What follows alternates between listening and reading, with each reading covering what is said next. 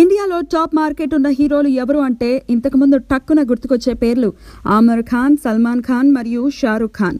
కానీ అదంతా గతం. బాహుబలి 2 విడుదల తర్వాత ఖాన్ల కంటికి కునుకు లేకుండా పోయింది. ఒక ప్రాంతీయ చిత్రం 1000 కోట్ల మైలురాయికి చేరువలో రావటం ఏంటి అనే విషయం వాళ్లు జీర్ణించుకోలేకపోతున్నారు. సల్మాన్ ఖాన్, షారూక్ ఖాన్ ఇంతవరకు బాహుబలి 2 ప్రభంజనం గురించి నోరు విప్పకపోయినా ఆమిర్ ఖాన్ ఎట్టకేలకు రాజమౌళి చిత్రం గురించి తన అభిప్రాయం వెళ్లబుచ్చాడు.